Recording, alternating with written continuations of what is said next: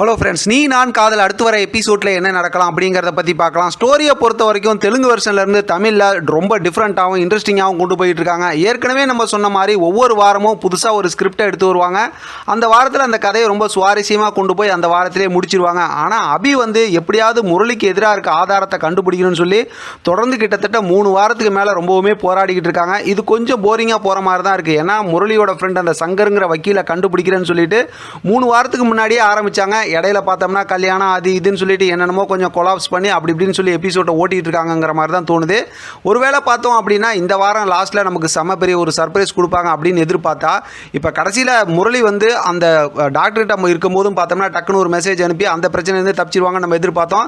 லெட்டரும் ஏற்கனவே மென்னு மிழுங்கிட்டாங்க. அதனால் அபியால் எதுவும் கண்டுபிடிக்க முடியல. ஆனால் பார்த்தா சங்கரை பார்த்து சந்தித்து பேசும்போது சங்கர் அபிக்கு எதிராக பேசுவாங்கன்னு பார்த்தா அவர் சங்கர் ஃபீல் பண்ணி நான் எல்லா உண்மையும் சொல்கிறேன் அப்படின்னு சொல்லிட்டாங்க. அதனால் அபி ரொம்ப சந்தோஷமாக இருக்காங்க.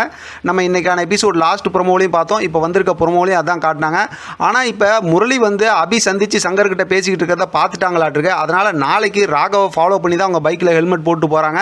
இப்போ சங்கரை பார்த்து பேசும்போது சங்கர் எல்லா உண்மையும் சொல்லிட்டாங்கன்னா ராகவுக்கு எல்லா உண்மையும் தெரிஞ்சிடும். கதையே வேறு மாதிரி மாறிடும்ல. ஆனால் கண்டிப்பாக அந்த மாதிரி சந்தித்து பேச விட மாட்டாங்க.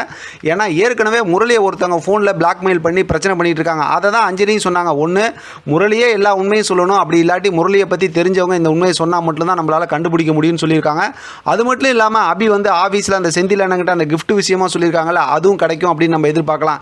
எப்படி பார்த்தாலும் இப்போ அபி மறுபடியும் நல்லா ஏமாற போகிறாங்க. ஒருவேளை ஏமாறுறது மட்டும் இல்லாமல் இந்த பிரச்சனையை மறுபடியும் அபி மேலேயே முரளி திருப்பி விட்டாங்க அப்படின்னா இன்னுமே ராகவ் அபி மேலே ரொம்பவுமே கோவப்பட்டு பேசுவார். எது எப்படி பார்த்தாலும் அபியை ராகவ் பேசும்போதெல்லாம் அபி ரொம்பவுமே அப்படியே மனசு கஷ்டப்படுறாங்க. அதனால தான் இன்னும் சீக்கிரமாக முரளிக்கு பின்னாடி இருக்க உண்மையை கண்டுபிடிக்கணும்னு ரொம்ப போராடிக்கிட்டு இருக்காங்க. இது மட்டும் இல்லாமல் சுந்தரி இப்போ அணுவை மென்டல் டார்ச்சர் பண்ணி அவங்கள ஒரு சைக்கோ மாதிரி மாற்றிட்டு இருக்காங்க. அந்த ஸ்டோரி எப்படி போகுதுன்னு தெரியல. வெயிட் பண்ணி பார்க்கலாம் அடுத்து எப்படி சுவாரஸ்யமாக ஸ்டோரியை கொண்டு போகிறாங்க அப்படிங்கிறத. இதை பற்றின உங்களோட கருத்து கமெண்ட் பாக்ஸில் தெரியப்படுத்துங்க. தொடர்ந்து ஆதரவு கொடுங்க. தேங்க்யூ ஃப்ரெண்ட், தேங்க்ஸ் ஃபார் வாட்சிங்.